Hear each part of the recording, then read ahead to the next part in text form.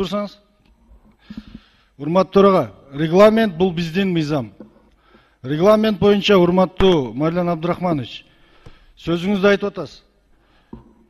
Киргизген президентке справканы даярдаган адам деп бул ким? Сиз айтышыңыз керек. Асан Үсөн деп.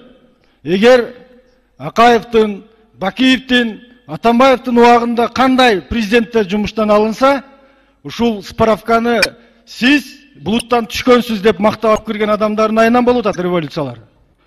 Революция Укушевду байысын, Зулушевду байысын деп Укушев менен Зулушев үчүн болбош керек.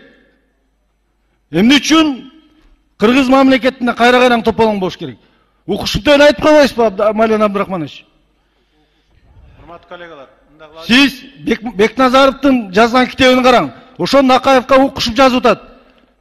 Кайрылуусун ошону окусаңыз, ушулардын ушундай президенттер Шалбек Карбекович, мындай кылалы, азыр фракциянын менен өттү, азыр талкуу жок. Урматтуу төрага, менде 1 мүнөт бар экен, мен жооп берип коеюн. 1 мүнөттүн бар эле. Эми урматтуу депутаттар, негизи биз өзүбүз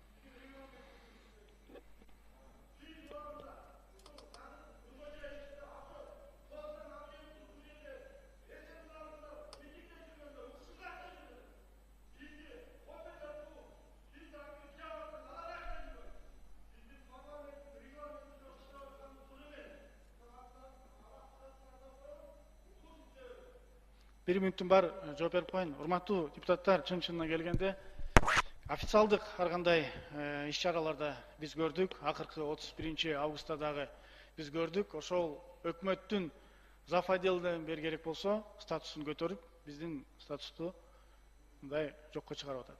Мурда мен канча министр менен иштегем, ушул жерде министр жооп бергенде биз отуруп жооп берип атпайбызбы? Отурчу эмес.